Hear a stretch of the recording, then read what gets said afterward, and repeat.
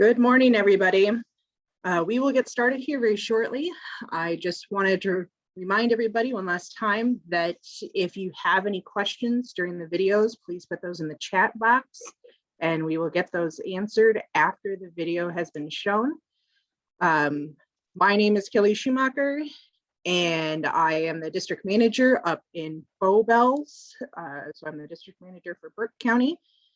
And this is I think my 4th or 5th year planning tree promotion. So it's been a labor of love this year. It's had a lot of challenges and I hope that you guys will be kind to us when you're doing your evaluations for this. This has been a definitely big change from what we're used to.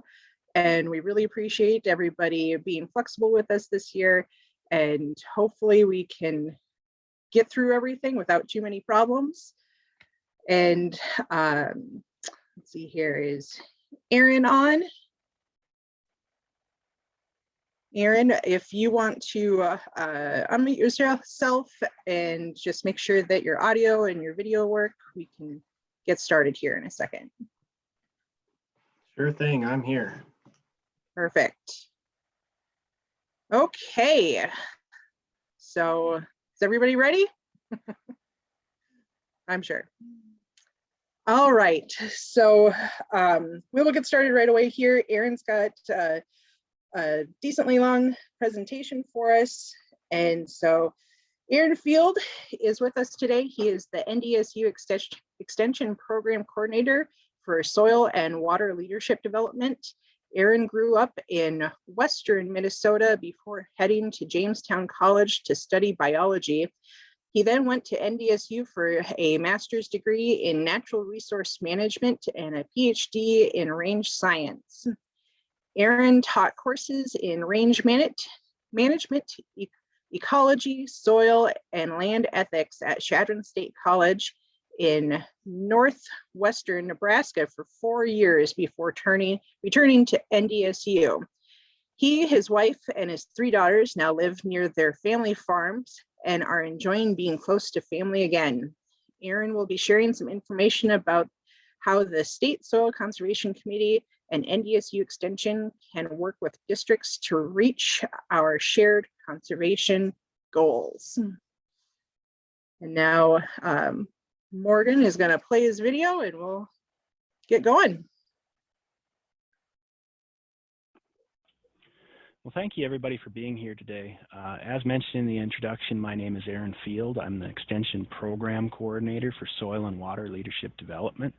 I'm going to share my screen here in a minute, but I just wanted to introduce myself and say hello. It's been kind of a weird time to get started, and I'm looking forward to being able to get out and visit many of you and meet many of you in the coming months. So again, I'm going to share my contact information on my leadoff slide instead of my end slide.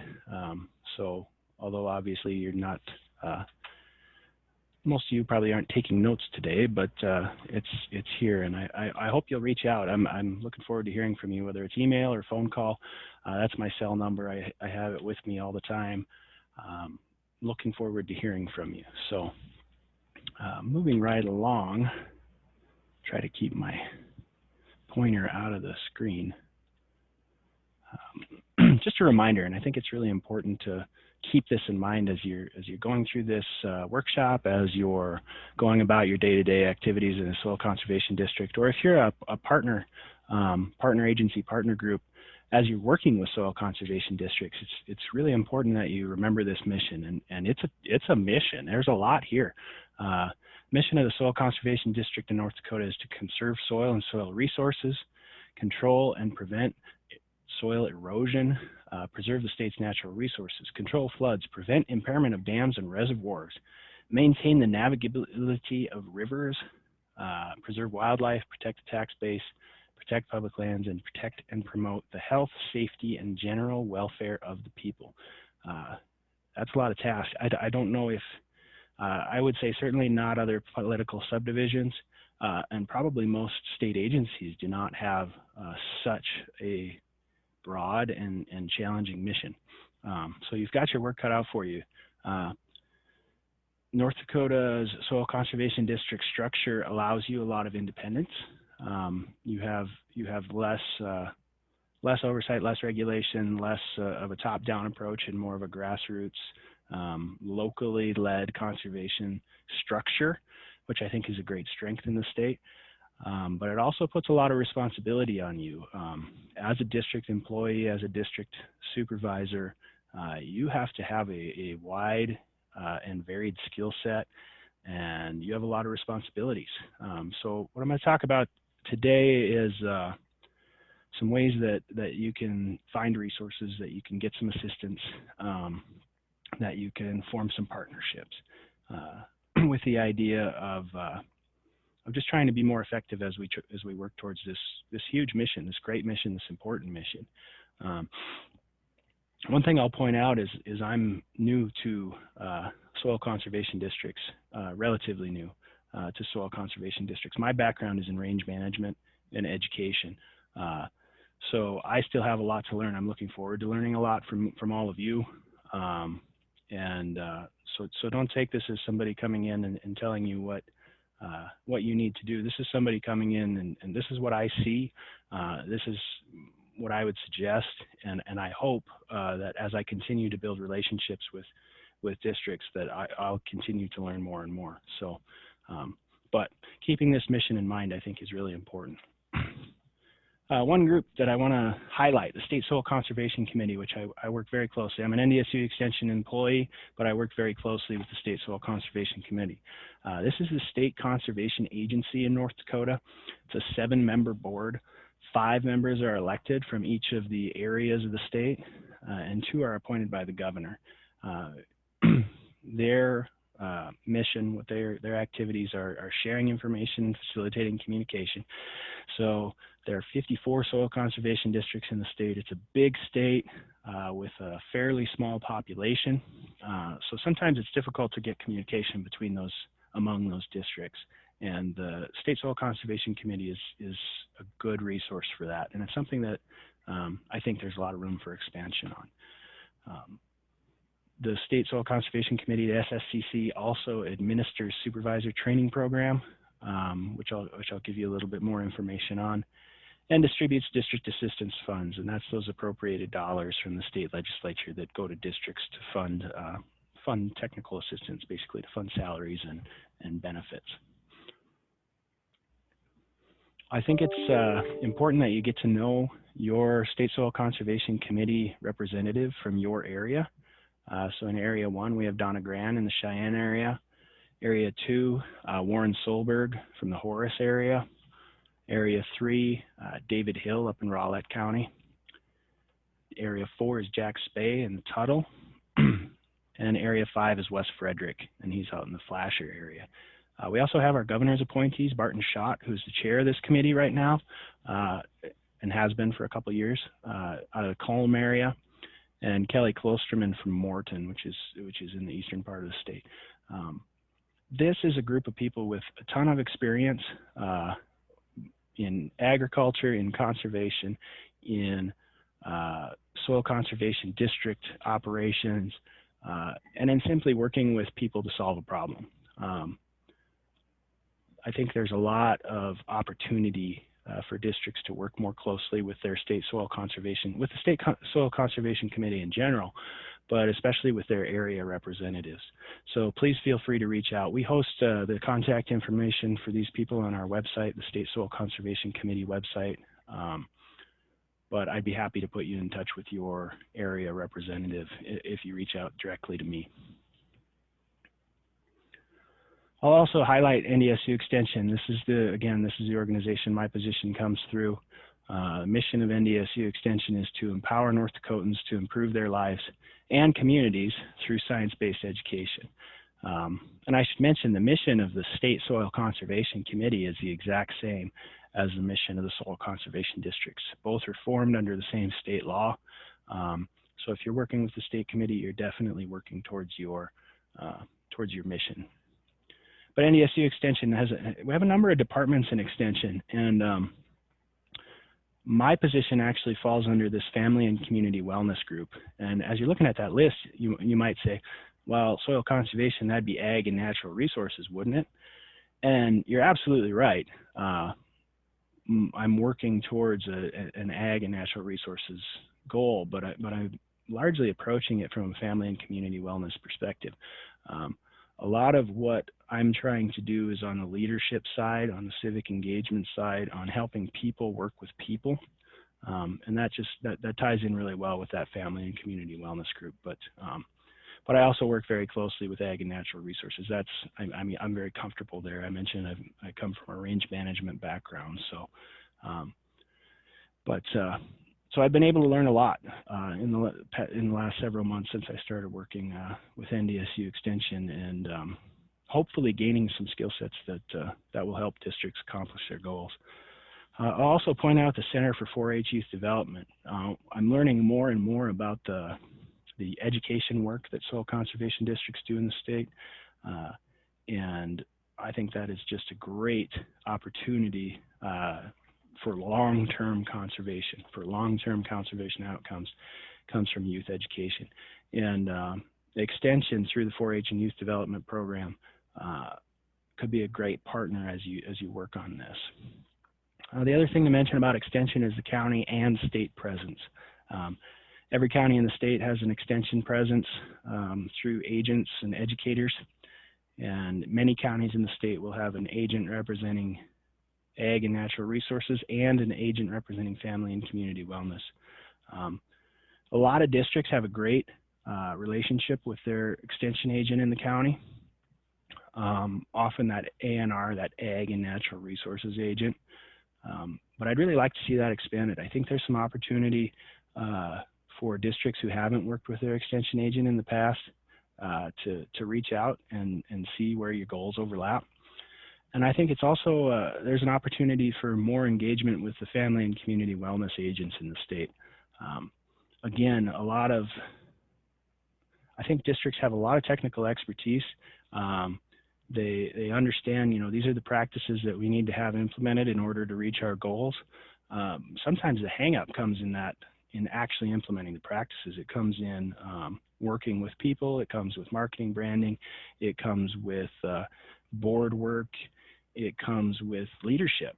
And we've got a lot of expertise in the family and community wellness side that I think would be valuable for districts. So I would encourage you to, if you've got a relationship, if you've got an existing relationship with your county extension people, please continue that and see if it might be expanded. And if you don't have a relationship, now would be a great time to revisit that and see, where can you work together? Where can you support each other? In this mission, we see science-based education, and again, that's where I see my overall role is that that education aspect. I'm an educator. I started teaching soils. I started teaching range management, ecology. Taught a course called Land Ethics, where I asked students to think about what it means to manage land in an ethical way. So I'm an educator. That's what I'm interested in doing. But please don't take that to mean that I think I know everything. I definitely don't, and I'm constantly looking to learn. And this is a group that I think I can learn a ton from. But what I do try to do is find that information, whether it's out there somewhere else or within districts, and put it together in a package that allows it to be shared. That's what I see my role as an educator. I want to talk a little bit about partnerships because, excuse me, as I talk to soil conservation district employees especially, but supervisors as well, the importance of partnerships comes up again and again. So as I think about these partnerships, I think there's a lot of room for strengthening existing relationships, as well as maybe creating some new partnerships that we haven't thought of in the past. So just to run through a few of these that I think are important from my perspective, and I put neighboring districts number one. Neighboring district is a great resource in terms of general operations, in terms of ideas, in terms of where your local resources are. In a lot of states, conservation districts or natural resource districts are organized on watershed levels or watershed boundaries rather than county lines. And for addressing water quality issues, that watershed scale really makes a lot of sense. Now, for the actual logistics, I think being organized on county boundaries has some advantages. But just because something is on the other side of your county line doesn't mean it doesn't influence conservation in your district. So your neighboring district is a great place to go. I think there's a lot of room for expansion there. And shoot them an email, give them a call, give them a visit. This is where some communication with me is going to be really helpful. Another group, the State Soil Conservation Committee, I mentioned briefly earlier. This is a group you can reach out to for state requirements, Supervisor Handbook and Training, which again are housed on the website, the DART program, District Activity Reporting Tool. Lots of good resources there, and this group, like I mentioned, is one that I think we should be using more for forming relationships between districts. So we can visit our website, shoot us an email, give us a call, request a visit. Again, I think this is important. I'm happy to come out, but I think it's also a great idea to have your area representative from the committee stop out at some point, or visit their district. Most of the members of the committee are current supervisors, so be a great way to get to know those people. NDSU Extension, for technical information, this is one that I think is important. There are so many conservation practices out there today. It's sometimes difficult to know which ones have a real scientific backing and which ones are, either the science is early and we don't understand them fully yet, or somebody's trying to make money. Extension is a great place for that unbiased scientific information between Extension and the ag experiment stations across the state. Tons of technical information and technical expertise. We can also provide some leadership training, some facilitation of discussions, conservation planning assistance. So again, website, email, call, and visit your county office. I think that's a big one because our county agents are great at, one, they have a lot of technical expertise themselves, but they're also really good at finding information and finding people. So they can reach out to that state specialist to get your questions answered, to get you the information you need as you plan your conservation practices. A group that everyone here should be familiar with, the North Dakota Conservation District Employees Association, information relating to employees and employment, professional development, which is a big one and one I hope to collaborate with this group on, as well as national representation. I think this national representation piece is so important. We get so caught up in how things operate in our state, and then even tighter than that, we get so hung up in how things operate in our own district, we forget that there are hundreds and thousands of people across the country that are working on the very same problems we are. I mentioned my background is in range management, and I've done a lot of what I like to call grass counting, range monitoring, range inventory. But if you're not familiar with that, it involves spending a lot of time looking through a little frame at plants on the ground, okay? And what you're doing is you're either counting them or you're figuring out how much they cover or you're deciding what species they are. And I can't tell you how many times I've been staring at that frame, looking at a little plant, and maybe it had its flower chewed off by a cow, maybe it got stepped on, maybe it's a little dry, maybe it's just early, and this is an immature specimen, and I'll be sitting there for 15 minutes staring at that plant trying to figure it out. Sometimes all it takes is you pull your head up from that frame and look around you, and there'll be a mature specimen to your left with a flower on it, and your identification takes 10 seconds. So that's it's a long way to say that sometimes we need to look outside of our organization, outside of our state, for solutions. And this is one that national representation with the Employees Association, I think, is critical. And you've got regional and national representation from the state. I think it's fantastic. Visit the website, some great resources on this website. The employee handbook, I think, is really valuable. Shoot any of those members an email or give them a call. North Dakota Association of Soil Conservation Districts. This is the supervisors group. Lots of good information for supervisors. This is, along with the employees, this is a group that can work on legislation, can do some lobbying if necessary, and also provides national representation from a supervisor's perspective. There's been a few new hires in this group in the past 6-8 months as well, and it's been really great to have them around to work with. So I hope you will visit their website and reach out to them as well. And if you haven't for some time, now is a great time to do it. They've got a new website, like I mentioned, several new employees, can help with a lot of different things, including grant writing.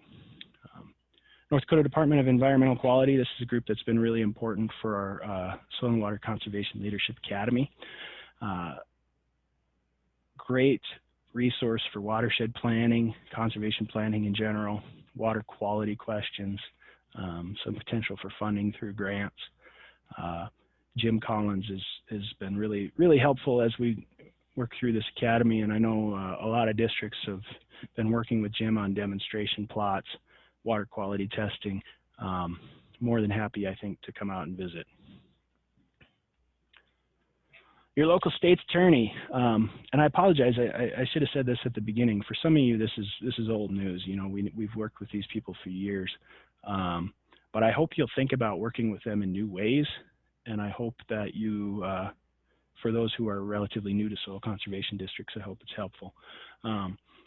Your local state's attorney is one of my favorites to bring up, because this is written directly into state law that soil conservation district supervisors may call upon their local state's attorney for legal representation. So if you have a question, you know, is it legal if I, or is it legal if we? That's not a question for me. I'm sorry. I am not a trained lawyer. The best I can do is copy and paste you a chapter of the Century Code that might be relevant, but your local state's attorney can help you. And some districts have told me they have a great relationship. Some districts have said it's been a little bit of a struggle. Think about it from your state attorney's perspective. You know, today I'm prosecuting a murder, and also I have to answer a legal question about soil conservation.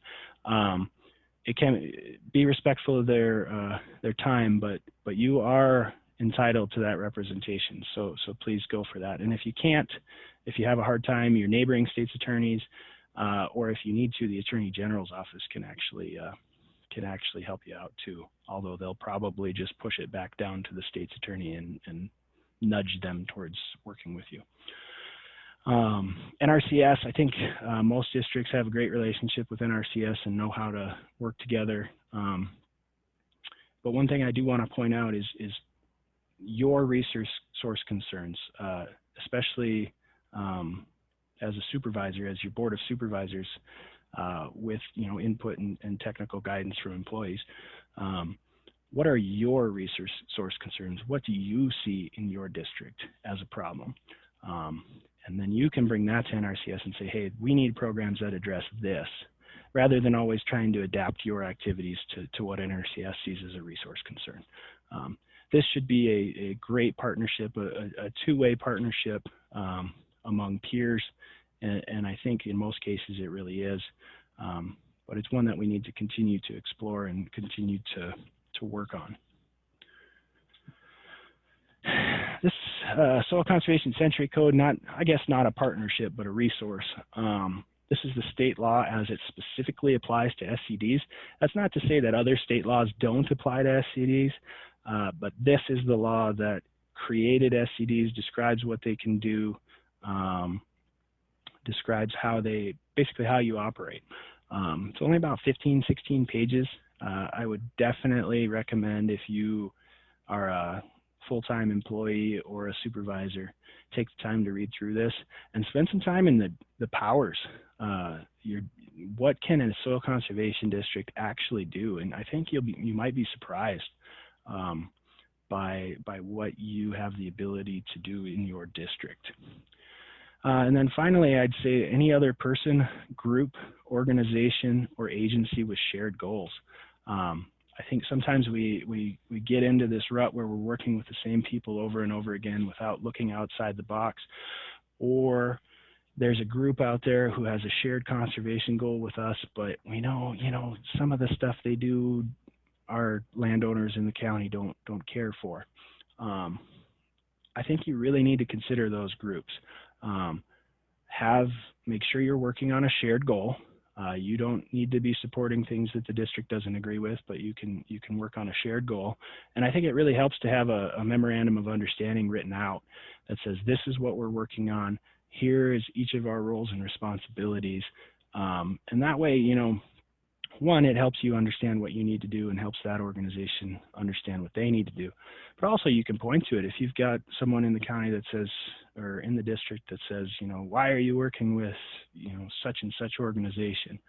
You can say, well, here's how the relationship works. Here's what we're trying to accomplish. And I think that transparency and that clarity will allow you to get some things done that you might not have otherwise. A little bit about district funding, and again, many of you have been working in districts for years and have a great understanding of this, but just a few comments that I would make. Source number one, your mill levies. Soil Conservation Century Code allows you to levy up to 2.5 mills. Some districts are at their full 2.5 mill levy, but many districts are somewhat lower. That 1 to 1.5 mil range is pretty common.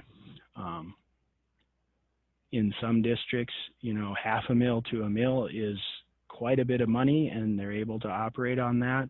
In other districts, 2.5 mils barely keeps the lights on. But what I would say about your mill levies is, if you're not at that 2.5 mil levy and you do not have enough funds to accomplish your mission, you really need to think about that. If you're struggling for funds, if your employees are unhappy, if your building is falling down and you're not utilizing that full 2.5 mils, it's worth thinking about. Again, you understand the funds in your district better than I do, but looking at it from the outside, it's definitely something to think about. Grants, a lot of districts have gotten into grant writing and have been doing some good work on this. The trouble with grants is they're often somewhat limiting as to what they can fund, and they're generally short term.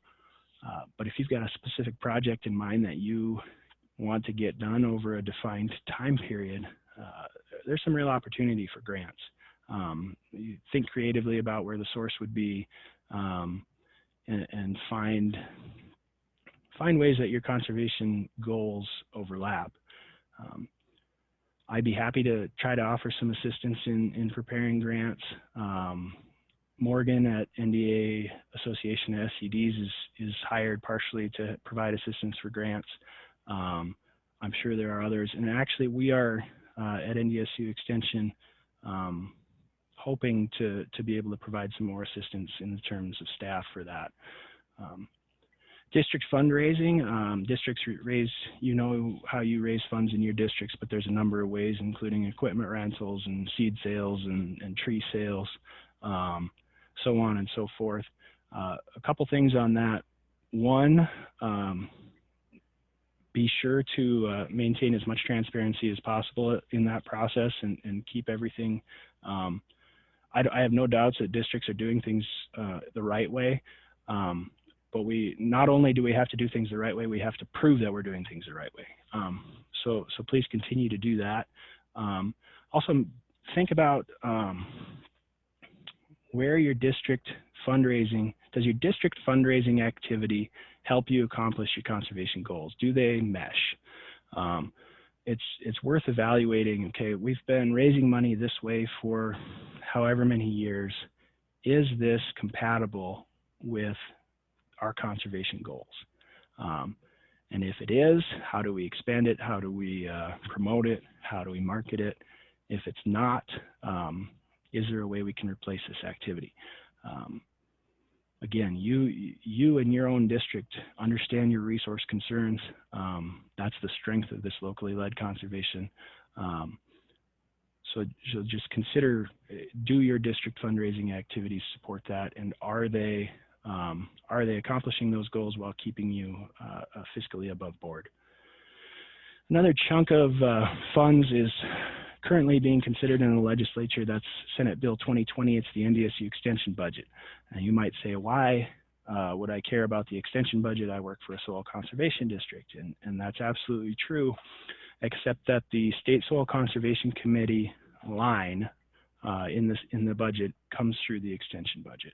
So that's approximately 1.9 million in this year's bill, which is the same as the current or previous biennium. Recently, this bill passed the Senate unanimously, which I think is a great sign, and it's currently being considered in the House. So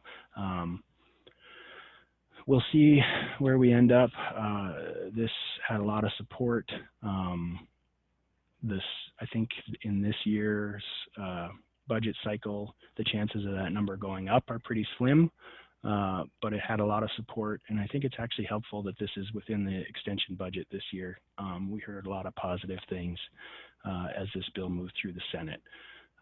So keep an eye on that. Now, 1.9 million, that sounds like a big number, but remember there's 54 districts in the state, and this is a biennial allotment.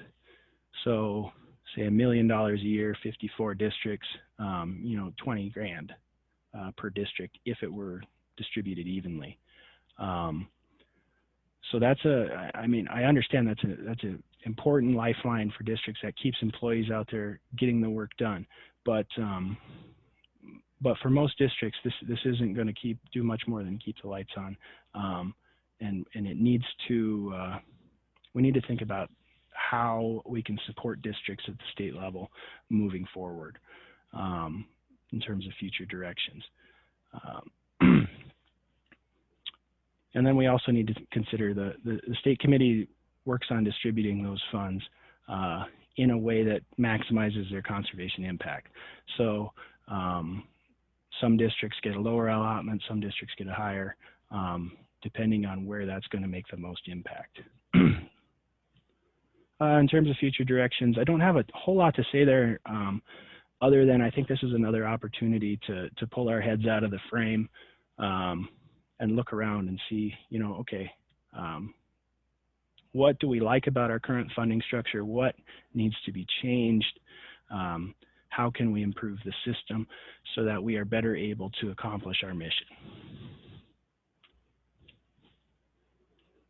Just a few, one of the things I'm working on right now is a calendar for districts that just says, okay, this is what needs to come in at this date, and this is where it needs to go. Because I end up getting quite a few questions on that. And actually, it took quite a bit of work for me just to figure out the answers to all of those. But again, legal questions should go to your local state's attorney or the Attorney General's office. Or you can look into the Soil Conservation Century Code yourself. If it's a question about state committee forms, oaths of office, that can come to me or Sandy. Sandy Schwady is our administrative assistant. She's in the West District office in Bismarck and is a great resource. Oaths of office will eventually, we're also working with the Secretary of State's office on that. DART questions, those can come to me or Sandy as well. If it's a real technical question, we'll forward that on to Brian, who's actually the person behind the scenes on that. But a lot of them we can get answered. Financial reports and audits, those used to come to the state committee. Those are now housed entirely in the state auditor's office. So those, we still send out a reminder just to try to help, but that's where those end up. Supervisor elections, those are kind of split between the county, the auditor, and Aaron and Sandy with the state committee.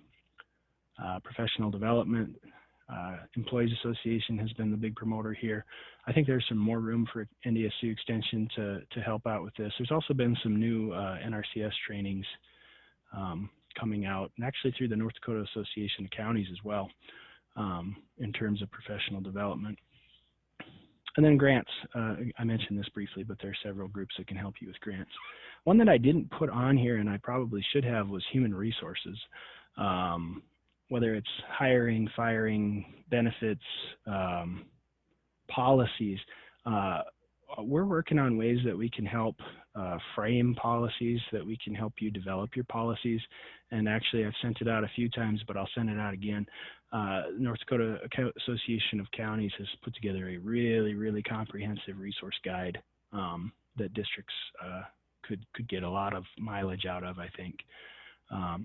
So we can kind of help on that front end in terms of trying to get those policies up to date, in terms of getting those policies reviewed and basically on the books and being used. But if it comes down to a question, again, whether it's a legal question or a specific HR question, there's not a lot I can do there. Basically, it's similar to legal questions. If I screw up and answer one of those questions incorrectly, that comes back to me. That's not supported. So I spent quite a bit of time trying to track down the person who could provide, who could be the HR person for soil conservation districts in the state. And unfortunately, that person does not exist. And for some of you, that's bad news. For others, you knew that already. But each district is responsible for their own human resources management. And that's true for districts, it's true for cities, it's true for counties. If you were a state agency, you would have access to human resources support through the Office of Management and Budget. But because districts are independent political subdivisions, again, with all the good that comes with that, you also are the person in charge for your own human resources management. And that, again, some districts are fully aware of that. They've got people on staff who have that background, who have that training. And other districts, it's a lot more challenging. So again, this is where your policies come in, especially if you're in one of the districts that does not have a dedicated person working on HR. You need a strong set of policies that you are working through, because I'll tell you exactly what's going to happen. If you have an issue somewhere down the line, you call your state's attorney and you say, what do I do in X position, in X situation? Your attorney is going to say, what does your policy say? And if your answer is, I don't know, we don't have the policy, or policy has never been read by anyone, that puts you in a lot tougher spot than if you had that policy on the books in the first place. One, having it on the books in the first place is going to prevent a lot of problems from happening, because everybody has a clear expectation of what they can and can't do, what they should and shouldn't do. A lot of the issues that come up in terms of human resources are simply misunderstandings where people did not know what they should and shouldn't do. But then also, if it really gets into a hairy situation, if you have that policy on the books, you're in much better legal footing. So I dug into this quite a bit, and I was really hoping that I could find, okay, this is the person. Does not exist. A little bit of a corollary to that, though, is we can offer training. There's some upcoming trainings through the North Dakota Association of Counties, if you check their website, on human resources for county officials, which would have a lot of overlap with working with districts. But then also through NDSU not Extension, but NDSU Human Resources Management. If there's a specific topic that districts want to learn more about, I can set up some training on that. It's just that case-by-case basis that won't be able to be done. Without using too much time, supervisor training has made it to state law. As soon as practicable, after an individual is elected or appointed to the position of a soil conservation district supervisor, the individual shall attend a training session delivered by the State Soil Conservation Committee and the individual shall attend or participate in annual training as determined by the State Soil Conservation Committee. So that first half, the training session, is the Soil and Water Conservation Leadership Academy. Currently being offered at 2 different levels, level 1 and level 2. We've had about 250 people go through level 1, and about half of those have completed level 2 so far, which I think is great. It's a really good chunk of the supervisors, employees, and some partner organizations across the state. And we want to see that expanded. So far, we've had representatives from 51 of our 54 districts at the Soil and Water Conservation Leadership Academy. Really looking forward to getting that to 54 of 54. And we've had supervisors from 47 districts. So again, this is required state law for newly appointed or newly elected supervisors. So we will get to that 54 eventually, but some districts just haven't had that turnover, I think. Lots of valuable topics here, and a lot of what's covered in this, I think, are things that we don't always think about. You know, how do we make our board function better? How do we create an effective agenda so that we're not at a meeting for 6 hours? How do we recognize that people approach problems differently, that people like to be rewarded differently and recognized differently, that people value different things, and how do we see that as a strength in our organization instead of a point of contention, as well as some of the more technical aspects of conservation planning and conservation law. But again, this is something that I got to walk into. After basically a prepackaged program was already put together, and I've just been really pleased with how this goes. So if you haven't attended before, I'd really recommend it. Real briefly on conservation planning, here's an example with what do they say, that prior planning prevents poor performance. This is an example of poor performance on my part out, I guess, southwest of Watford City on the other side of the river. This is also an example that we will never stop erosion. So these badlands are going to erode no matter, you know, how many cover crops I try to throw at them or what practices I implement. Erosion is a natural process. It's that accelerated erosion that exceeds soil formation. That's the real problem, right? So that's where we're putting our energy. Anyway, there's a lot of room, I think, for improving our plans, our conservation plans, our district plans, business plans, whichever terminology you use. I think that not just creating a good plan, but reviewing that more often, preferably monthly, making sure that our goals, our outcomes are measurable, and making sure that our activities, so this is where that DART comes in again, making sure that our activities, the things we're actually spending time on, work towards achieving our conservation goal, fit with our conservation plan. If the things you're spending time on in your district don't match with what your actual resource concerns are, that's something we need to look at. That's where we need to make a change. There's room for support from existing infrastructure or existing people. I'm happy to try to help as much as I can. But with 54 districts, it gets to be a little bit much. I mentioned Jim Collins. Jim is always happy to help districts think about their plans with DEQ.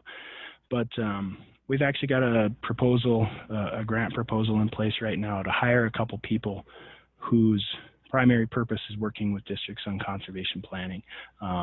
They'll also do a lot of other things, but this is a big chunk of it. And those would be working with, 10 to 12 districts instead of trying to work with the whole state. So again, that's in a proposal form. We don't know exactly where it's going to go yet. But we'll see where it pans out. And by the way, we got out without any help, so it doesn't count as being stuck. This is just a slide I added right at the end. Again, one of my favorite pictures for a couple of reasons. One, because it's beautiful. This is again out southwest of Watford City somewhere. great precipitation year, probably 6,000 pounds per acre we clipped right there, which is about triple average. But that's partially because all the sweet clover, smooth brome, Kentucky bluegrass that was in that. Outcomes-based programs. This has been a point of emphasis now, very recently, the last few weeks. I think a lot of it has to do with the change in leadership at USDA. But this is a really, really good time for you to think about, are our programs based on practices or are they based on outcomes? So are we looking for, you know, are we planting cover crops or are we reducing erosion? Okay. Are we putting in shelter belts or are we reducing heating costs, creating wildlife habitat, and reducing wind erosion? So what are the actual outcomes to the practices that you're promoting in your district? So it's tough with education, but if we're providing education, how many students are going home and talking to their parents about you know, the meals that they're eating or how they might be better stewards of the land? This is a point of emphasis for me in terms of education as well, in terms of the Leadership Academy and any other programs that I put together, is at the end of that program, at the end of that presentation, what are you now able to do? What skill do you now have, or what knowledge have you gained? And I think it's another way of saying begin with the end in mind. What is the actual outcome of what we're trying to do? I expect to see this as a major point of emphasis at the federal level, and for districts who work closely with federal partners, I think it's going to be really important that you are aware of it. And I'll close with one of my favorite quotes from Wendell Berry: "Do unto those downstream as you would have done those upstream do unto you." I normally use a Leopold quote, but it seems like everybody's got a Leopold quote these days. And I'll remind everyone that I'm available. Please reach out. Again, tell me your success stories. Tell me your challenges. Let's find ways to solve them. Let's find ways to share the good practices, share the good information, expand those programs, and let's find ways to solve the issues that we all have. Every district has challenges. Every organization has challenges. How can we make those challenges? How can we get those challenges out of the way of us reaching our mission in terms of conservation? And with that, I'm happy to answer as many questions as I can. And if I can't answer it, hopefully I can connect you with someone who can. And if you don't think of a question during this time period, again, please feel free to reach out and I'll do my best to answer it. And again, thank you for your time today. I really appreciate it. Looking forward to meeting many of you in the coming months.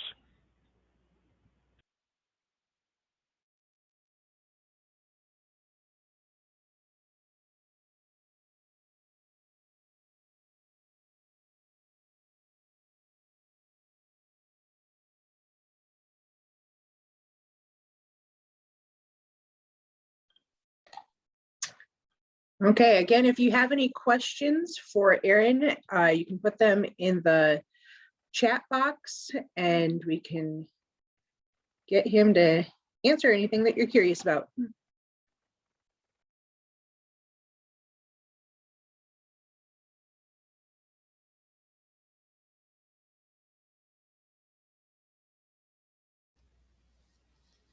One thing I'll comment on, Shelley, is if you haven't been watching the chat, I misspoke when I was talking about the district assistance funds. That should be 1.09 million, which averages out to about 10 grand a year per district rather than 20.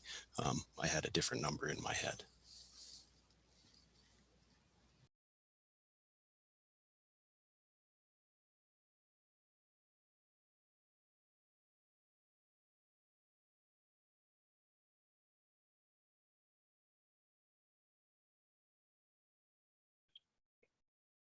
Aaron, I don't know if you see that question from Desiree. Yeah, I see it. Desiree, I'm going to make a note of that, and I'm going to have to track it down. The question's about a 501c3 form. I'm not sure right off the top of my head where we would look for that, but I'll see what I can figure out.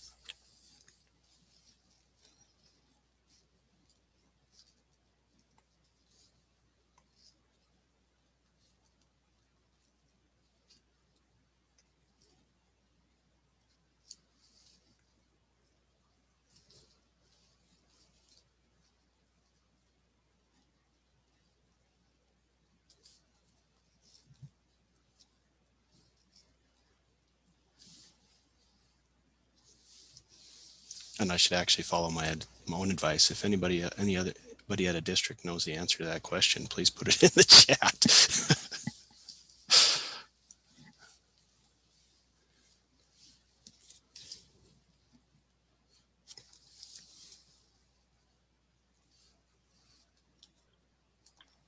Okay, Any well, other questions for Aaron?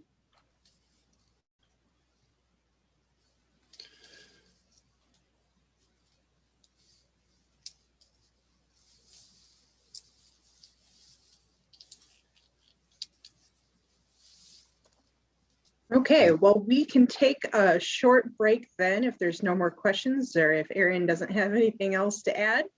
And we will start again at 11 o'clock.